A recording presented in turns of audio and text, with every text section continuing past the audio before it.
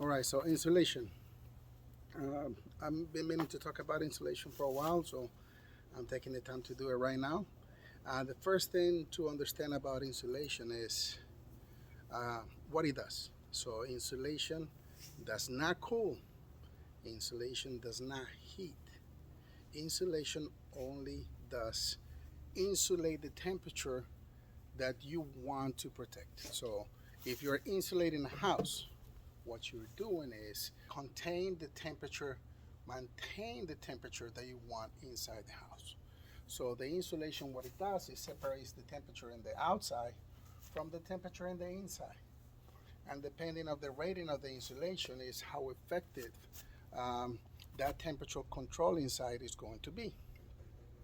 And that's why depending on the region where you live, there are some building codes. So for example, we have this material, which is hardy plank. It has a rating of insulation totally different to what the brick does. So on these walls, you have brick, then you have a hole in the middle of the between walls, which is filled with insulation, and then you have sheetrock, which is the one that you paint. All those materials have a rating of insulation, a different rating of insulation, and combined, they provide the house with X amount of insulation, right? Also, the roof. The roof has a different type of insulation. So the way it works, and also has a different type of insulation, depending on the year of the house, the construction, the builder, etc., etc. There is either going to be ventilation along the edges of the house or not, depending if they use foam insulation or traditional insulation. How does this apply to bees? Simple. Bees does not have an AC unit. They are the AC unit. In nature, they are the best thermoregulators in nature by far. Termites does it, and ants also do it. But the way they do the thermoregulation is by making tunnels. So they use basically uh, thermodynamics applied to the soil. So the soil inside is always 50 degrees. Um, and so the bees, not the bees, the termites and the ants use that in their advantage. They create basically chimney effects, and they do trails and they do all kinds of ventilation chimneys, and they control how the temperature inside is regulated to those entrances. Bees do it differently. Bees actually produce heat, and at the same time, they work with ventilation. They know exactly how to work with ventilation. Sometimes the combs, the wax combs, you see that they have some waves. That is on purpose. So the way that they build the combs, sometimes you see it like that, is to use those to facilitate the air movement. So everything the bees do, everything, absolutely everything the bees do inside the hive, it is made to control absolutely everything, temperature and ventilation, for the brood and for the honey, that it has to be dehydrated. So um, that's what I do use foundation, absolutely. I use foundation, but I'm using it in half. So I cut the foundation in half, put it in the middle, and let the bees build the rest. By doing so, they can make holes either for transit or for ventilation. They decide what size they're gonna use, if they're gonna rear some drones or not, etc., etc. So, but I give them control on their hive while still using some foundation to keep the comb organized, which is the human management of a hive. So back to the insulation. The piece of wood that we put in bees are 3/4. The insulation rating is 0.7. It's almost nothing. So what is this important? So the insulation works in how much resistant to heat loss does it have.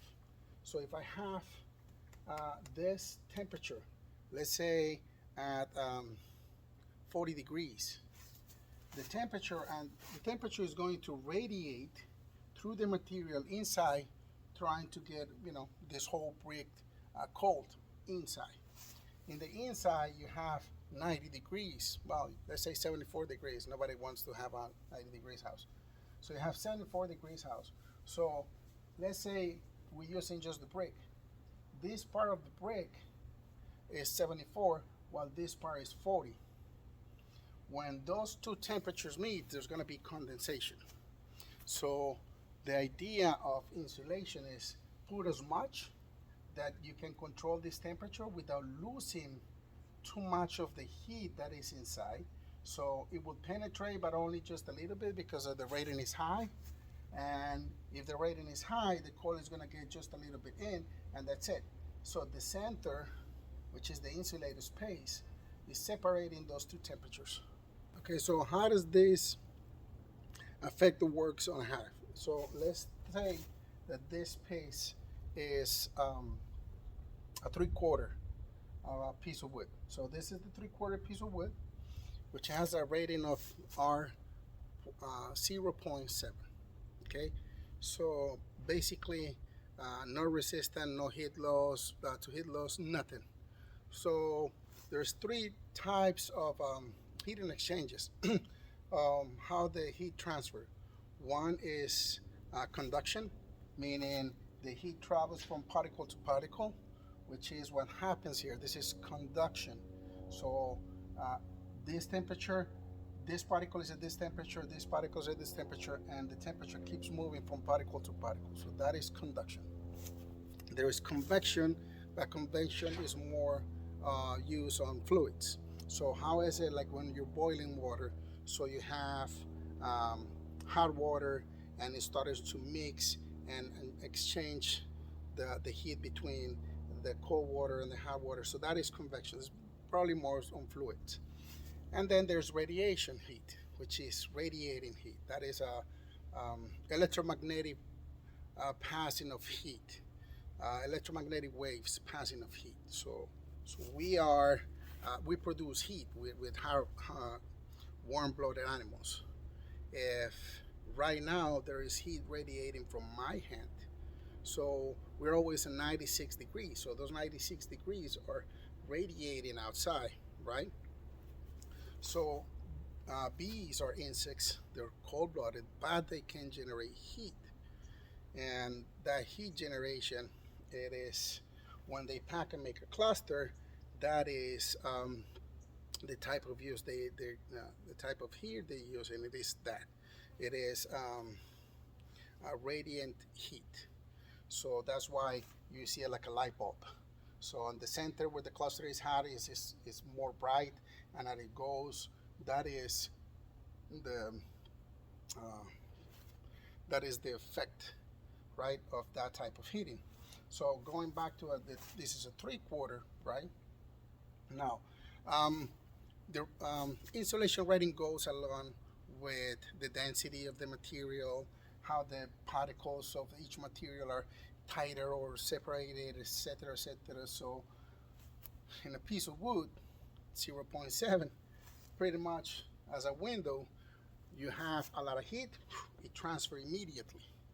Immediately.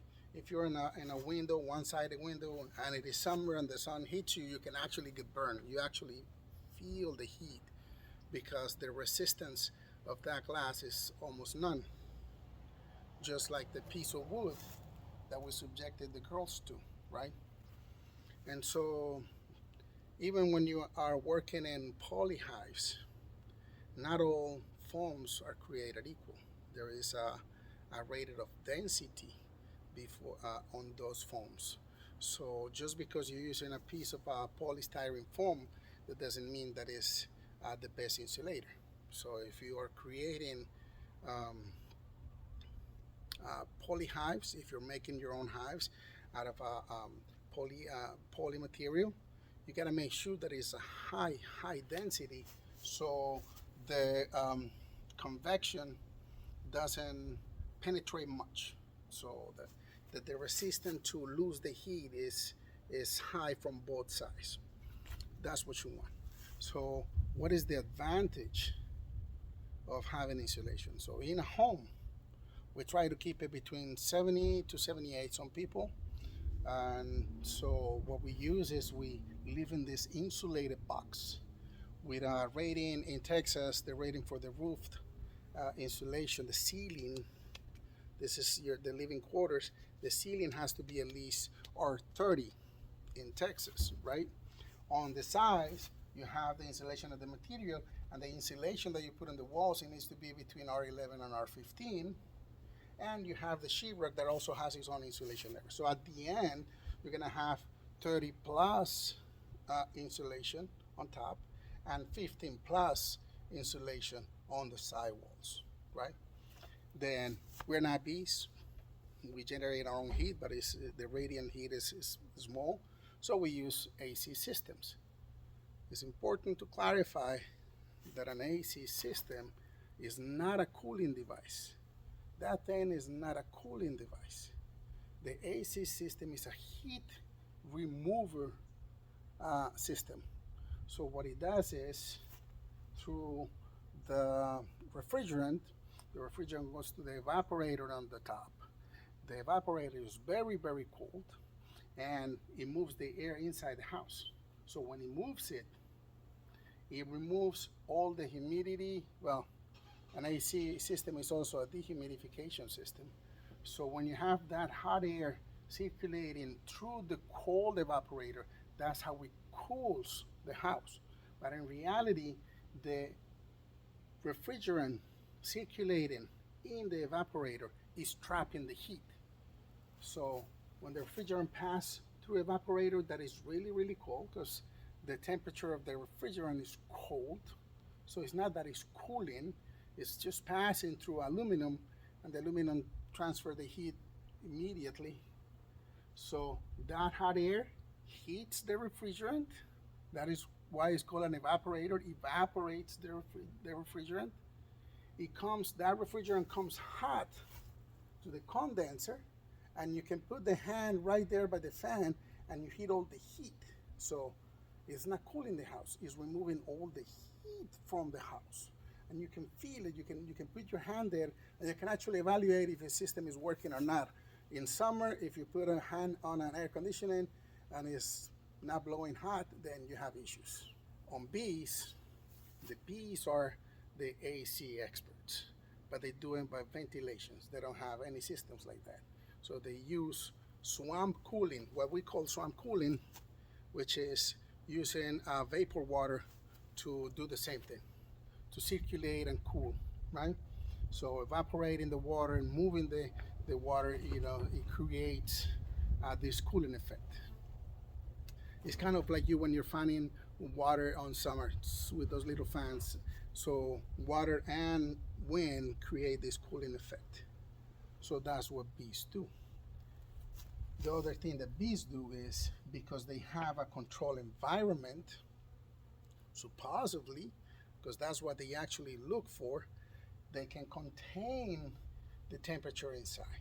So if you have a tree, which is the natural housing of bees, you have unlimited insulation to the top, unlimited insulation to the bottom, which is not needed because it has insulation, and then the bottom is always 50 degrees.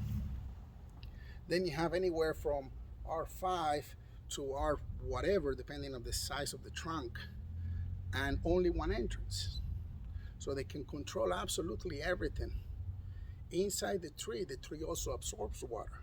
So even if there is condensation inside because of whatever circumstances and thermal dynamics, the tree also absorbs water, but they coat it with propolis, so the water is going to run inside the tree as well, which is they need to dissolve the honey that they need to eat in winter. Okay, so how does all that affect beekeeping? So bees, when you have bees in a box, they have And you know when you're trapping bees and using swarm traps, etc., you know that when they start brooding, they are committed to that, to that housing. They are committed to that hive that you put in there. Now, the bees are wild creatures. They will stay there until they make it work. If they cannot make it work, they just leave. Okay, but we subject the girls to extreme temperatures. So why it is important to use insulation in Texas as it is important to use it in the Yukon or Alaska, because of the extreme temperatures. You need to isolate the girls from the extreme temperatures that allow them to control their temperature, the 193 to 96 degrees that they want. Okay, and so I am convinced, and forget about the because outside is cool, and if you put insulation in a hive when it's hot, then they're gonna start rearing brood, and it's gonna be bad for them. No, because the bees control the temperature inside. The temperature inside needs to be controlled. That is not their environmental cue to brood, not brood, etc., etc. Those cues they get it from the environment. So just because you have bees in Texas during winter, that does not mean that because they have a better heat control inside the hive, they think everything outside is hot, so let's start breeding some bees and start growing. No, that's not how it works. Bees don't take cues from the inside environment. The only cues that they take from inside the environment is, do we need to heat or do we need to cool? What is happening here? What do we need to do here? But as far as rearing brood or not rearing brood or everything, they get those cues from the environment.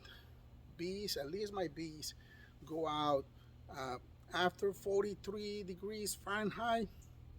You see some coming out after 45, they're all out. That's what I have observed on my bees, right? And also, when it gets to 86 degrees outside, I look at my hives and they're bearding, they're starting to beard. And I see on the sensor is usually the temperature inside the hive is about 10 degrees hotter than outside.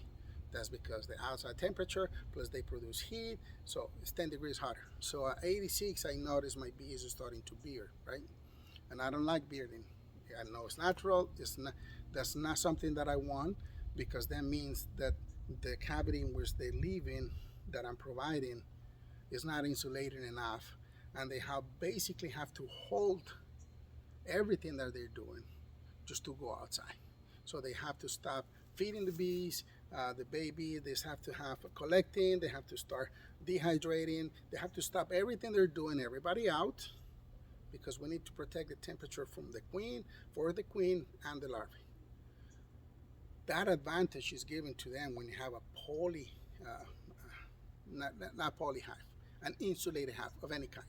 Okay, so when you have that, they have control of the temperature, and that's why when the environment cues come, that there's more pollen, the temperature is sustaining at X amount of degrees. Now it's time to start rearing hard, right? Those are the cues that they're waiting, not the inside of the hives. Those are not the cues they're getting. So that is important to understand. So coming back to that, 110 is, so I'm a firm believer of insulation. I wish all my hives were in insulated hives, either Apime or some poly hives that I built or anything. They're not cheap, either to buy or to build. They're not cheap, but it is a very smart investment in terms of you're giving the bees more advantages. They can be more productive. Also, the queens are very sensitive to temperature. That's why in winter, the cluster is around the queen to protect her, to keep her at X temperature. So she doesn't get damaged, because a queen can be effective when you buy a queen and the temperatures that she is subjected during the transit can affect the queen. And so, if we know all that, if we know bees are temperature sensitive animals, if their primal instinct is to control the temperature so they can rear their babies, so why are we subjecting our bees to one uh, art of insulation for a wall, the same as a top, and a metal cover on top of that? And some people say put it in full sun to prevent hive beetles. So we are over stressing the girls, one for beetles, and two because bees make it work. So we are, yes, can they make it work? Yes, they can. They, instead of one, there's going to be 100 bringing water. Instead of a dozen, there's going to be 3 dozens, ventilating the hive. So they can make anything work, but the cost, the metabolic cost, is higher. It is a higher metabolic cost. I personally, and this is a personal opinion, um, and I asked several entomologists about the summer bees and winter bees, and they say that it's generally a new concept, and there's nothing, there's no studies about it. They said, oh, they're fatter than is this and Y. Well, if you are in summer, and this applies to any animal, if you're in summer, extreme heat, and then you have to overworked, really overworked, to keep everything cool, to bring food, and there is a dirt in summer, and so you're overworking yourself. The lifespan is going to shorter really, really quickly, really, really quick. Not only that, at the end of summer, then we know that there is a peak on Varroa destructor and the viruses that come with it, etc., etc. Right? So the bees in summer has way less advantages than the winter bees. So when the winter bees are born, temperatures are under control by nature. There is a full flow, so they have plenty of food. And if you are concerned beekeeper, you either leave a lot of honey or feed them. So they're not overworked. They're not looking. They're not foraging extensively because we're feeding or we left a lot of food, and they're not extremely concerned about temperature control because it's nice. Okay. When do those winter bees get effective? They get affected when the insulation value of the hive is low, and to keep the heat going during winter, they need to consume honey. So the less insulated the hive you use, the more honey you need to keep inside for them to consume and generate heat. If something happens to the weather and we happen to be at 80 degrees in December, which is happening, then there's 2 things happening. Bees are not clustering. They're more active going out, meaning they need to consume honey inside to have the energy to forage.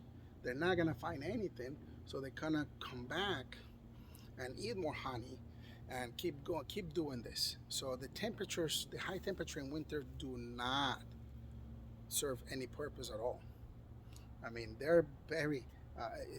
This climate change is affecting plants, is affecting insects, is affecting everything, right? For bees, having bees active in winter, it is bad because they're using resources to fly it out to keep active because the temperature is giving them the cue to, okay, it is hot, let's go out. And then they are consuming resources that they're going to need in case we get another polar vortex or whatever. And that's when many people have their colonies die right before spring. Right before spring, they lost the colony. And it's not Varroa. Well, it could be Varroa if you didn't treat them before winter. It could be Varroa, or it could just be that they starved to death because of the temperatures during winter, they needed to eat those resources to fly it out. Now, if you have an insulated hive, again, it is not heating the bees. They're still getting the same environmental cues as if they were living in a piece of wooden box. So that is not the issue. An insulated hive is only an insurance in case that polar vortex comes. They don't have to eat their resources to stay heated. Minimum. As opposed to a wooden box that is eating resources, and then polar vortex come, and then they have to keep eating even they're inside at an even higher rate to produce heat. So that's why I'm a big promoter on insulating hives. We need and we use an insulated.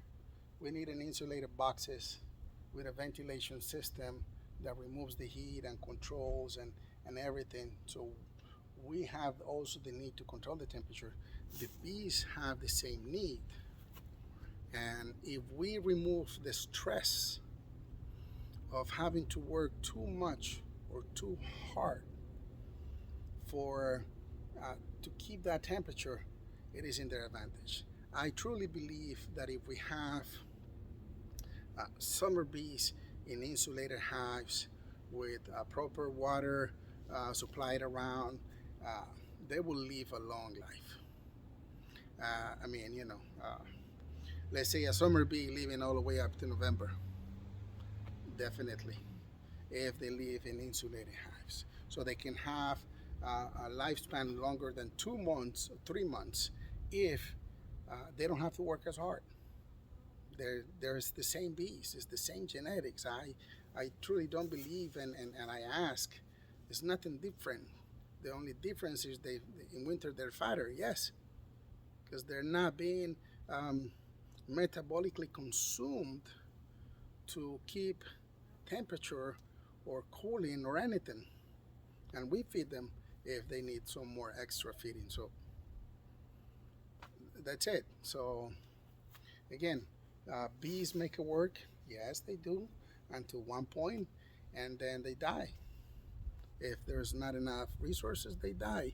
If viruses get accumulated and you don't treat, or you treat or you didn't treat properly, they die. So as a keeper to our bees, as a steward of the bees, it is important for us to give them all the advantages that we can give them. So I do not have much insulated hives, but I do use shade. My bees are always in the shade, always in the shade. They have wind protection because they don't have insulated hives. I do use reflectix, but I do not use reflectix as an insulated material because reflectix is a very flexible material in the sense that it's a radiant barrier, and properly used you can actually get up to R21 with just a little piece of reflectix material. The way I use it against the hive is not providing much insulation. I doubt if it gives at least 1, probably 3, don't think so. But against the wall of the hive is not producing much. What it is doing, because it is a reflective material, is helping to contain the temperature from inside to escape too fast. So the radiant heat hits the radiant barrier, which is a reflectix, and helps contain it. And it is, even though it's not doing much as insulating from the outside temperatures, it is taking another cooling effect, which is the wind. So working as a wind barrier, it helps the hive inside, especially on the corners, where depending on the quality, you have cracks, you have holes, they don't match up together, etc. And because the radiant here works like a light bulb, and you have a square cavity those corners are going to be colder, right? So the corners are colder because the radiant heat works like a light bulb, right? And so using the reflectives, I can help to prevent those cold corners because the wind is not going through. There's no cracks going there because the radiant barrier is there. And I also use tape, not as much as insulation. It's just to prevent wind. It's to prevent that heatscape.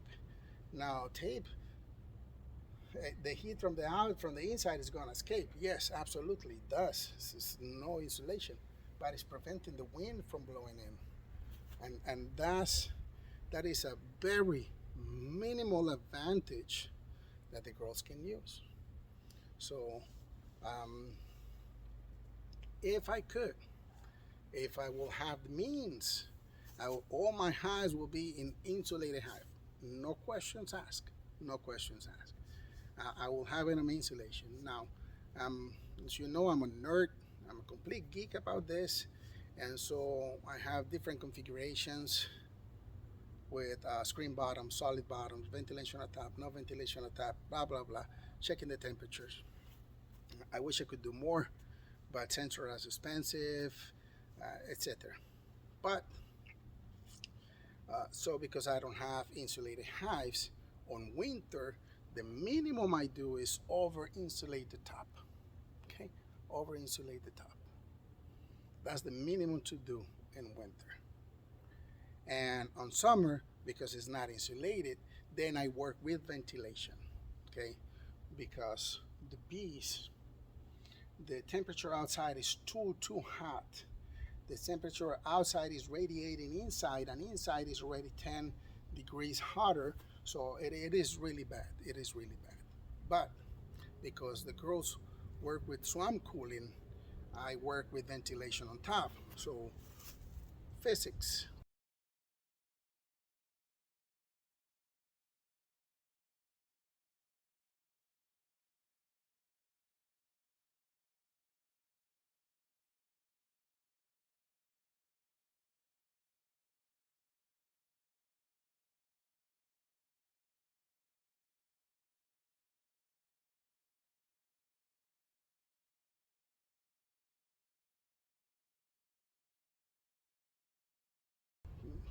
Again, thermodynamics.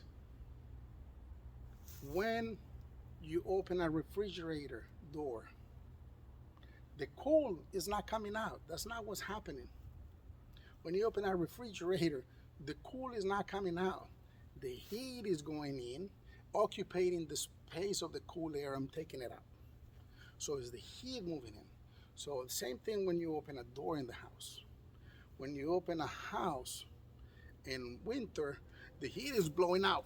It's immediately trying to replace to move the cold air outside so it escapes, right? And in summer, when you open the door and you feel all that air conditioning blowing at you at the door, it's not that the cool air is coming out. It's that the heat from outside is invading immediately that cool space and try to remove that cold air. So that's what's happening. And that's why on a second story home, the temperature on the second story house is always hotter. It rises, right? And that's why it's better to have two air conditionings in a two-story house. But that's a different story. That's an AC related issue. But again, so in summer I work with ventilation. And I can do anything to the top. I can actually, and I've done it, you can see it on the videos, I can use reflective, space, and insulation. And theoretically, this is an R20, but it doesn't matter if I manage an R20 on top when the sides are insulated to a minimum. So I use insulation on the sides as well. So, but that's like an R10 or R11. So it doesn't matter if I have an R15 here, the R11 is my weakest point, right? But at least I'm providing enough insulation on the top of the girls that condensation is not built on top of them and basically rain on them. So that is, I know it's a little bit extensive, but hopefully either in the beginning or the end you could grab the idea of what I'm telling you. If you can, if you can afford it, get insulated hives. It works in the advantage of the girls.